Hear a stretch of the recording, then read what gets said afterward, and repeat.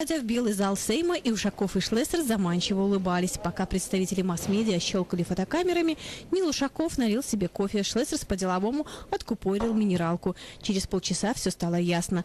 Тандем Ушаков-Шлессер готов приступить к работе 1 июля.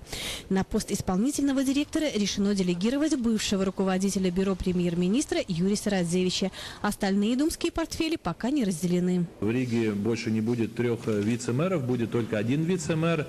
И таким образом мы разделим функции между двумя, таким образом действительно сделав возможность принимать решения намного быстрее, потому что будет уже меньше бюрократии. Изменения будут внесены и в состав Президиума Рижской думы. Туда войдут мэр и вице-мэр и по одному представителю от каждой партии. Среди первых задач были обозначены создание новых рабочих мест и привлечение инвестиций.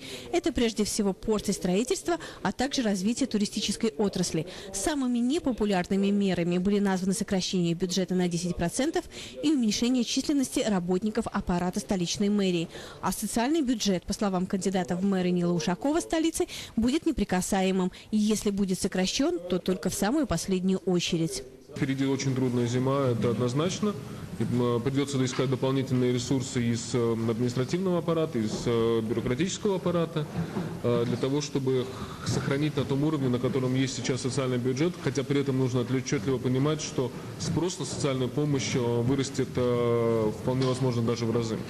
Кандидат вице-мэра Айнар Шлессерс подтвердил свое предвыборное обещание создать в столичной мэрии бюро из 2 человек, которое будет принимать жалобы о всех случаях бюрократии и оперативно их решать. Сказал и о готовности при полиции самоуправления открыть отделение по туризму для быстрого реагирования на жалобы иностранцев. Сегодня от лидеров столичной коалиции прозвучала жесткая критика в адрес правительства и предположение, что оно вряд ли дотянет до осени.